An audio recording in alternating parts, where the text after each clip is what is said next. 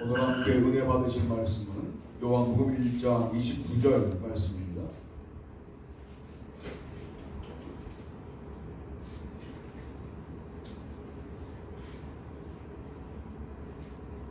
요한복음 1장 29절 한 절 말씀 합독하시겠습니다. 이튿날 요한이 예수께서 자기에게 나아오심을 보고 이르되 보라 세상 죄를 지고 가는 하나님의 어린 양이로다. 아멘.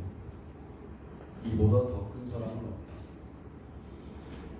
참 여러분 복 받은 분들인 게 부모님들 생각하면 참 사랑을 많이 받았다 그런 생각 하게 되지 않습니까? 다른 게 기억나는 게 아니라 받은 사랑이 기억나는 거죠. 그리고 그것 때문에 내가 인간으로 서 있는 것 같아요. 이미 그분들은 내 눈앞에서 사라지셨고 보이지 않지만 그분들이 나를 사랑하신 그 사랑 때문에 함부로 살 수는 없는 거죠. 부모님의 사랑하고 비교할 수도 없는 사랑을 우리가 깨닫고 배웠고 경험했는데 사실 우리의 판단을 넘어서는 사랑이어서 이걸 논리적으로 추론한다고 절대로 알 수가 없습니다. 오늘 그 사랑을 여러분들께 소개하고 그 사랑에 입각하여 사는 삶이 무엇인지를 좀 말씀드리고 싶다라고 묵상이 돼서 오늘 말씀을 증거합니다. 누가 제일 큰 사람이냐? 이보다 더 큰 사랑이 없는 사랑을 경험한 사람이 제일 위대한 사람이에요. 자리? 몇 년 가겠습니까? 재물? 얼마나 지속되겠습니까?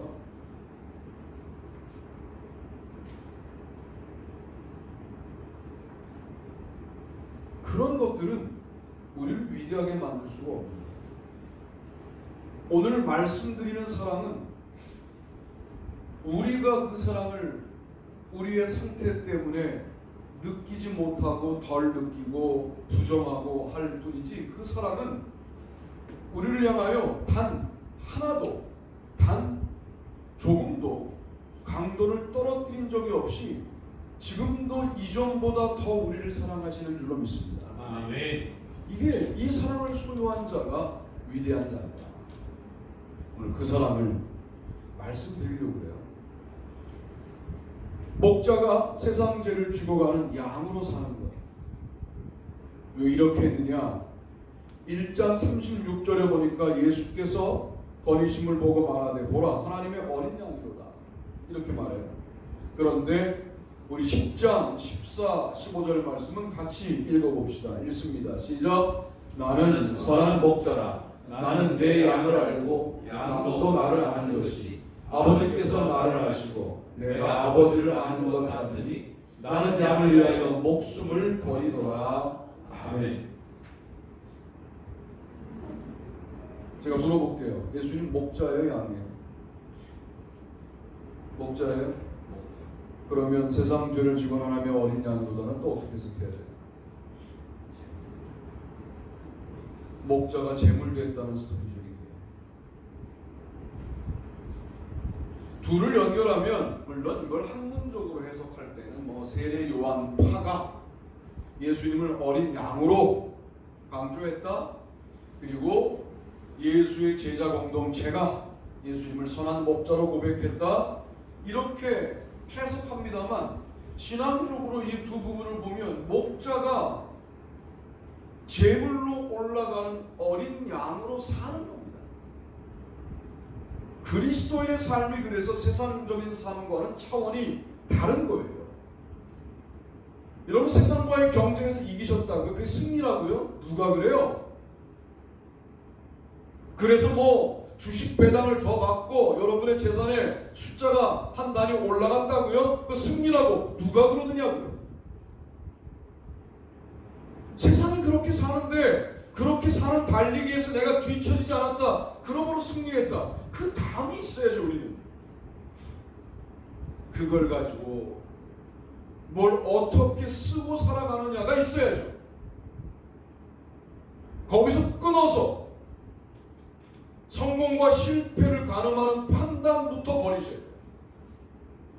그렇게 승리하지 말란 말이 아니라 그렇게 승리하는 이유가 뭐예요? 더 넓고 더 아름답게 나누어 주기 위하여 우리는 승리하는 겁니다. 할렐루야. 아멘. 이게 목자가 재물되는 거죠. 목자가 내가 수만 마리의 양들을 치는 목자이다를 자랑해요.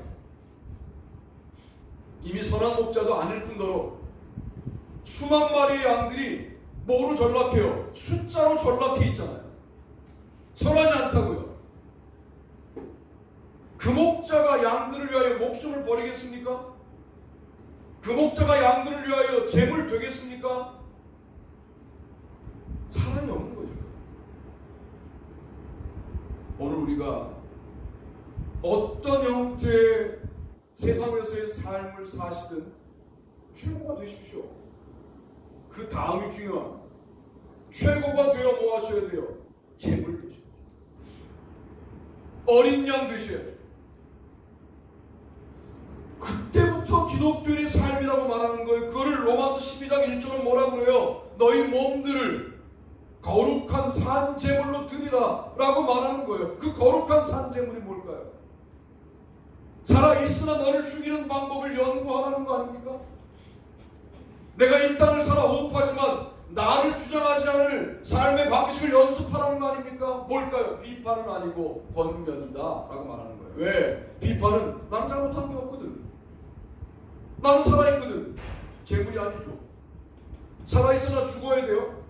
어떻게 합니까? 권면이죠. 사실 나도 내가 하는 말에 나도 비판받을 수 있는 여지가 분명히 있다. 죽이는 거죠. 나를 재물 삼는 거죠. 그러나 너도 내가 범했던 것과 똑같은 잘못을 범하고 있는 거 아니냐. 우리 함께 고치자. 이러면 거룩한 산재물이 되는 거예요.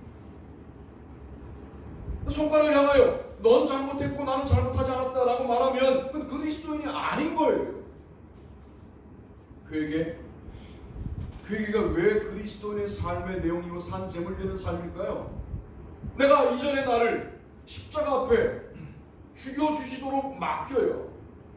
그래서 그리스도께서 그래 없는 걸로 하자라고 내가 나를 죽였는데 여전히 그 다음 새로운 삶을 살아가야 될 내가 존재하니까 회개하는 삶은 산재물이 되는 겁니다. 모든 기독교적인 우리의 용어들을 하나하나 산재물이라고 하는 데에 대입하여 다시 한번 해석해내는 작업을 여러분 해보십시오. 그냥 읽어 제끼거나 그냥 좋은 말에 밑줄 긋지 말고 산재물로 사는 게 뭔지를 좀 우리가 묵상해 볼 필요가 있다. 목자가 양으로 사는 그것도 6월절 어린 양으로 살아. 이런 사람은 종교학적으로도 없습니다. 그러니까 기독교를 만약 누군가가 가짜로 만들었다고 하더라도 만든 사람이 천재. 그런데 이런 식의 사고방식이 전 세계 문화에 단 한 번도 없던 사고방식이 성경입니다. 이런 식의 생각의 내용들은 전 세계 모든 사상사를 다 뒤집어 엎어도 나오지 않아요. 이걸 인간이 생각해냈다고? 여러분 합리적으로 판단해 봅시다. 그런 인간이 존재한다면 신일 것이다. 대학에서 제가 이렇게 강의를 한다는 거예요. 여기도 못 믿는 사람들이 있으니까 내가 말씀드리는 거예요. 게으르게 살지 말고 사상사를 다 뒤져보시라고. 하나님이 인간이 되어 오시는데 재물까지 내려가는 종교가 있으면 그리로 가세요. 그런데 없습니다. 제일 큰 사랑 앞에 나를 맡기는 게 가장 완벽하고 안전한 인생을 사는 방법이에요. 왜 여러분 결혼하셨어요? 솔직히 여러분의 아내가 대단한 연예인보다 이쁘진 않지만 저 사람이 정말 나에게 실제구나 라고 여겨주니까 그 큰 사람, 그 연예인은 나를 사랑하지 않잖아요. 그런데 이 여자는 나를 사랑하니까 내가 나를 맡길 수 있다라고 맡기신 거 아닙니까? 사랑이 여러분을 맡긴 거거든요. 신앙생활 마찬가지예요. 이보다 더 큰 사랑이 있다면 부처님의 자비로 가시면 돼요. 그런데 그거 아니라고. 그 자비하고 예수님의 사랑, 하나님의 사랑은 비교할 수 없다고. 차원이 다르다고요. 측은지심하고 달라요. 우리의 사랑은. 측은지심은 나를 주는 게 아니에요. 나의 생명을 주는 게 아니에요. 그런데 자신의 생명을 주시잖아요. 그 생명의 값어치가 인간인 인간을 위하여 주는 동일 차원에서의 생명의 값어치하고는 비교할 수 없는 하나님의 생명을 주신 것이거든요. 이거를 우리가 어떻게 상상이나 할 수 있겠어요? 상상을 못하니까 우리의 삶의 태도가 방만한 것이죠. 여러분, 이 사랑을 믿는 귀한 삶을 살아가시기 바랍니다. 두 번째 보시죠. 두 번째 있습니다. 시작. 하나님이 인간으로 오셔서 십자가 지시는 것, 말씀이 육신이 되어 우리 가운데 거하시네. 우리가 그의 영광을 보니 아버지의 독생자의 영광이요 은혜와 진리가 충만하더라. 아멘. 말씀이 육신이 되었다. 그러면 A가 B가 되었다. A는 사라졌다. 좋은 번역이 아니죠. 말씀이 육신으로 오셨다. 말씀도 그 육신 안에 있어야 되고 육신도 있어야 돼요. 완벽한 하나님, 완벽한 인간이셔야 돼요. 그러니까 말씀이 육신이 되었다 그러면 말씀은 사라져버리고 육신만 남은 것 같은 번역이어서 에게네토 되었다라는 표현을 되었다라고만 읽으면 안 되고 말씀이 육신으로 오셨다. 육신도 있고 말씀도 있는 그런 예수님의 모습. 그분이 로고스이시죠. 이런 엄청난 지위 하락이에요. 우리가 아무리 높은 곳을 가르쳐도 그 너머에 있는 하늘의 보좌에서 이 땅에 인간으로 내려온 거예요. 인간으로 왔을 뿐만 아니라 강도나 충악범들이 매달리는 십자가에 매달려 죄수의 한 사람으로 취급받는 인간 이하의 자리까지 내려가시는 거예요. 왜 그리스도가 우리의 충만의 근거라고 말씀을 드리냐면 인생을 살면서 그와 같은 절망과 그와 같은 지위 하락과 그와 같은 나락을 경험한, 그러나 그 나락을 경험한 걸로만 끝나는 게 아니라 그 나락을 극복하고 온전히 다시 보좌에 계신 이런 역전을 경험한 인생이 있으면 나와보라고 하는 거죠. 없으니 내가 그분 앞에 나의 문제를 고백하고 그분 앞에 나의 모든 갈등을 고백하고 그분의 모든 충만 속에 내가 거하겠다라고 기도하고 신앙하는 거예요. 그 사랑의 높이, 깊이, 길이, 넓이가 세상이 흉내낼 수 없는 범주에 계신 분이기 때문에 우리는 그분을 충만하신 분이라고 고백하고 그분을 만나면 문제가 해결된다라고 간증하고 있는 것.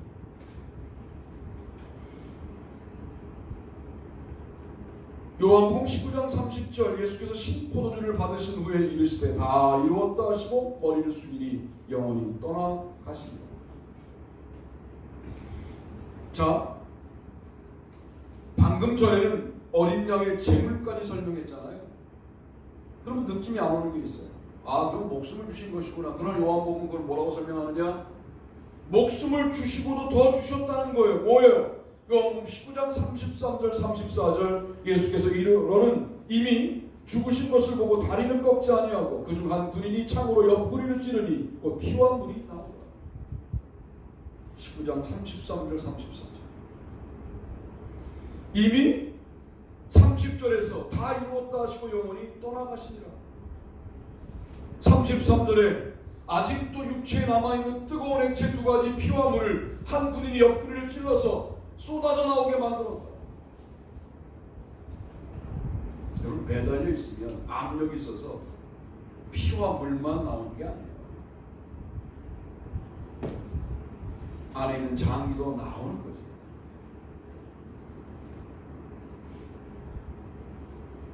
이게 다리를 꺾지 않았다는 말은 상한 재물이 아니라 재물이야. 옆구리를 찔렀다는 것은 각을 떴다. 피와 물이 나왔다는 것은 피를 뿌리셨다는 거예요. 제물로서의 모습을 여실히 보여주셨는데, 그 제물로서의 모습은 단순히 목숨을 바치는 사랑이 아니라 목숨 너머에 남아있는 피와 물을 아낌없이 흘려주시는 사랑. 이보다 더 큰 사랑은 없습니다.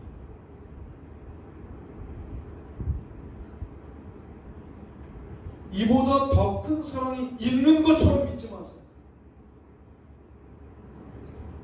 아니, 세상을 사랑하는 하느라고 하나님을 사랑 못하겠다고요?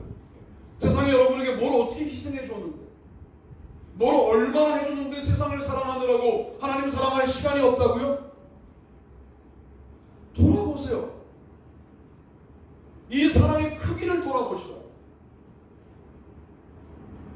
그러니까 웬만한 일을 만나면 절망하는 거 아니에요. 왜? 하나님을 사랑한 적이 없으니까.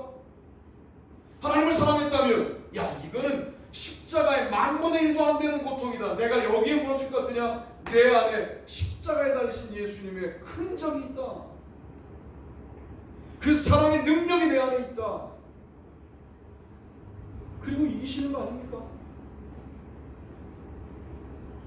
내가 하나님이라면 정말 자존심이 상할 것 같아요. 야, 그깟 세상을 사랑하느라고 나를 사랑하지 못하겠다고? 내가 너에게 그런 정도밖에 안 되냐? 우리가 흔히 친한 관계에서 뭔가 오해가 생기면 내가 너에게 그거밖에 안 돼? 라고 말하는데, 정말 하나님 이 말씀 하고 싶을 것 같아요. 여러분의 명민한 머리로 고민해보세요. 이보다 더 큰 사랑이 종교학적으로도 있으면 그 종교로 가십시오. 없습니다. 제가 확신 있게 말할 수 있어요. 다른 종교에도 뭐 사랑을 말하고 뭐 대단한 이야기를 하고 엄청난 이야기 하지만, 하나님이 인간이 되어 재물 되어 재물 이후에 피와 물을 흘리는 이런 사랑, 이 사랑은 우리 예수님의 사랑밖에 없습니다. 이 사랑 앞에 우리 한번 그 사랑 때문에 다시 일어섭니다. 그 사랑 때문에 내가 한숨 쉴 수밖에 없는 절망적인 환경에서 다시 걷습니다. 다시 일합니다. 다시 영혼을 사랑합니다. 라고 말할 수 있는 우리가 되면 얼마나 좋을까요? 하나님의 은혜를 받았다. 능력을 받았다. 뭘 말하는 거예요? 무슨 신비로운 힘이 우리에게 주어진 것처럼 말하고 싶어하는 한국적 정황을 제가 알고 있어요. 그래서 뭐 그런 사람들은 손에서 뭐가 나가는 것처럼 보이죠. 그게 무슨 능력일까요? 주님의 사랑과 밀착된 자의 능력이에요. 그 능력은 비단 목사인 저에게만 있는 능력이 아니라, 여러분이 하나님과의 거리를 좁히고 주님의 십자가의 사랑과 부활의 능력을 경험하면 그런 능력들이 나타날 수밖에 없는 거예요. 이보다 더 큰 사랑은 없어요. 제가 공부를 하면 할수록, 설교를 하면 할수록 이보다 더 큰 사랑은 없습니다. 우리의 착각은 뭐냐면 이런 거예요. 학생들이 그러잖아요. 엄마 미워하고 아빠 미워하고. 이게 바보인 게, 서영성 목사가 너희들을 사랑하는 것보다 니네 엄마 아빠가 너희를 사랑하는 게 더 커. 이 근처에 있으니까. 이 사랑을 만만하게 여기는 거예요. 이게 학생들의 문제점이잖아요. 그 잔소리가 들리니까 짜증나지만 어느 날 어머니가 돌아가셔서 더 이상 잔소리가 들리지 않는다고 판단해봐. 잔소리가 그리워져. 참 미련한 거죠, 우리가. 그 잔소리가 사랑이라는 사실을 그 존재가 사라지면 알게 되는 거예요. 미련한 거죠. 하나님의 잔소리, 죄송스럽지만 그렇게 우리에게 다가오시는 말씀들이 있잖아요. 귀찮죠. 힘들죠.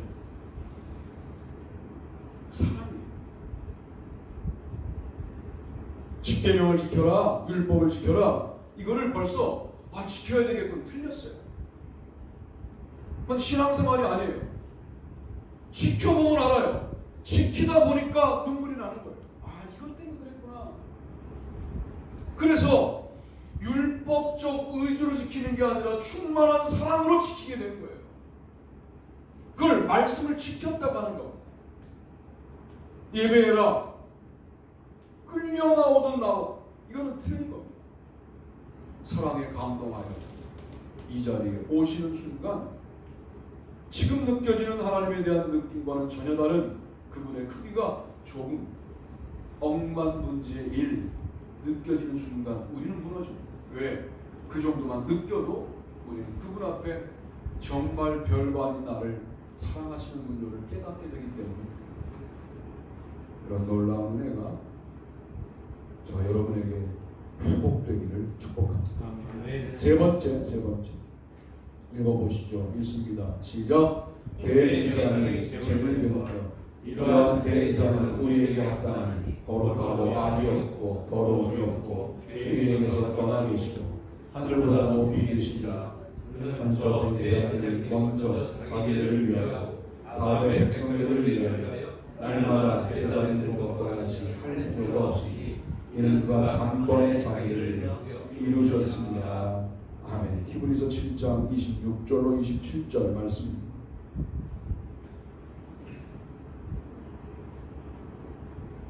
대제사장은 제사만 잘 드리면 돼요. 오지랖 넓게 재물 되려고 할 필요 없어요. 그래서 제사만 잘 드렸어요. 욕먹지 않아요. 그런데 예수님은 다릅니다. 대제사가 오셔서 소나 양을 치우시고 본인이 제대에 올라가 재물 되시는 거예요. 참, 이런 말을 누가 만들었을까 싶지 않습니까? 이런 글을 누가 썼을까 싶지 않아요?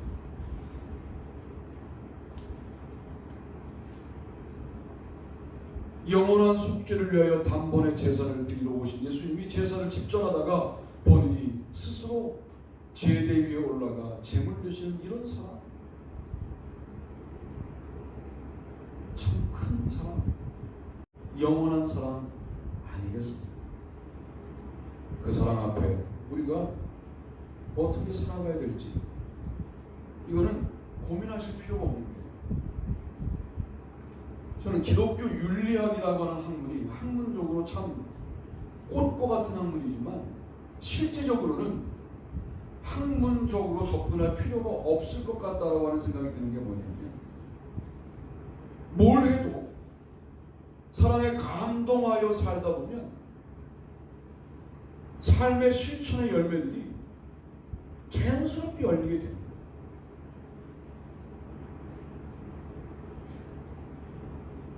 친구 기억나는 게 있어요. 어제는 영등포에 갔다 왔는데 방학이 됐는데 신학생인 제가 새벽 기도를 가고 싶어서 불가능해. 논리적으로 갈 필요도 없어요. 말씀을 들을 수도 없고 정류장에 다른 교회 새벽 기도 시간보다 훨씬 일찍 나와서 종점이었습니다. 제가 살던 데가. 내려와서 기다리고 서 있다가 첫 차를 타고, 그것도 얼마나 바꿔 타면 된다는 걸 몰라요. 고3 때까지 학교를 걸어 다니던 저는 버스를 바꿔 타본 적도 별로 없어요. 그러니까 영등포 역 가는 걸 일단 타고 거기서부터 막 뛰어서 영등포 중앙교회를 들어갔어요. 이미 시간은 6시쯤이 됐죠.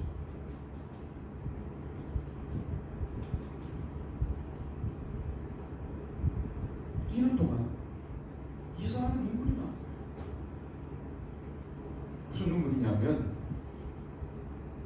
내가 신학을 공부합니다. 하나님과의 거리가 더 멀어진 느낌이었어요. 일어나는데 너무 힘들었어요. 기도하지 않고는 살 수 없겠다. 신학적으로 다른 교회 가서 기도해도 되는데 그건 신학적인 거. 내 마음은 내가 섬기는 교회 가야 되겠다. 그 마음이 드는 거예요. 영등포역에서 또 버스를 타면 되는데 몰라서 뛰기 시작합니다. 눈물이 팍 나는 거죠. 하나님이 그런 눈물을 그냥 두지 않고 누군가에게 들키게 하세요. 딱 들어가는데 그때 담임 목사님, 아버지 친구 목사님, 황을성 목사님 나오시면서 아니 어떻게 왔어? 그러길래 울음 섞인 목소리로 기도하러 왔습니다. 그래 기도해. 새벽 기도는 끝났어. 그러고 어르신들 올라가셨어요. 거기서 기도하는데 참 은혜가 되더라고요. 지금 생각해 보는 거예요. 그때는 순수했는데 지금은 순수한가 그런 생각을 했던 거죠. 그런 눈물이 지금도 있는 거예요. 감신대에도 웰치 채플 쪽에 또 도서관 쪽에 기도실이 있었어요. 제가 학교 다닐 때. 뭔가 마음이 컬컬해요. 강의를 들었는데 뭐 이상한 강의를 들었어요. 믿음 없는 강의를 들었어요. 어떻게 해요? 나는 장로교인이었는데 기도실에 들어가요. 기도합니다. 그러면 기도할 때 야 그건 저런 거고 저건 이런 거야 라고 수정해 주셔요. 하나님.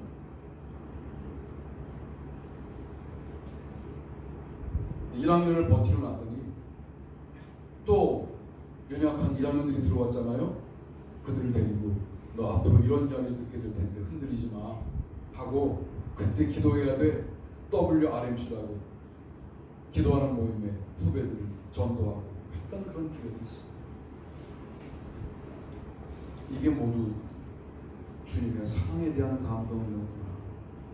그런 사실을 깨닫게 됩니다. 주님의 사랑을 당연하게 여기지 마시고 당연한 건 없다. 나를 지목하여 나를 쓰시겠다. 이 땅에 오신 목적적인 사랑이었다라고 분명히 깨닫고 오늘 우리도 주님 앞에 죄물되는 삶을 살아가게 되기를 바랍니다.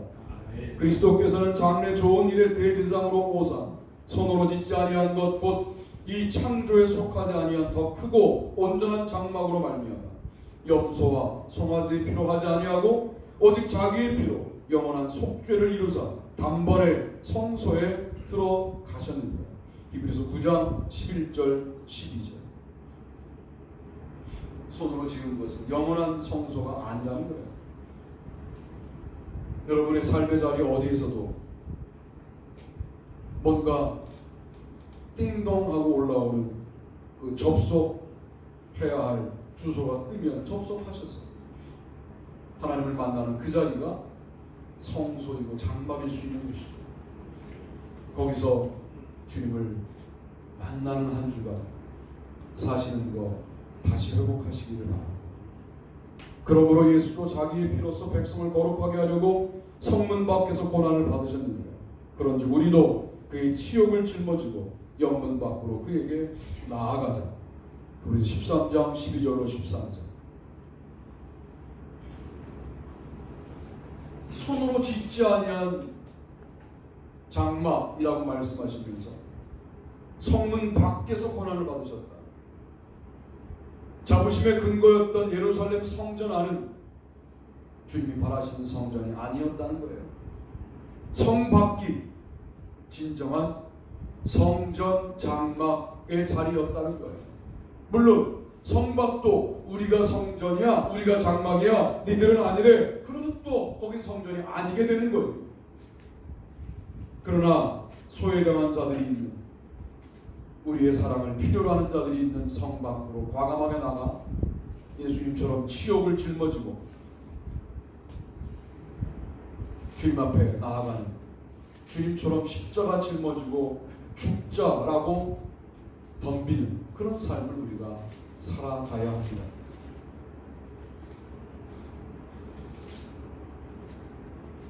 거룩한 산재물이 자꾸만 머리에 맴돌아요.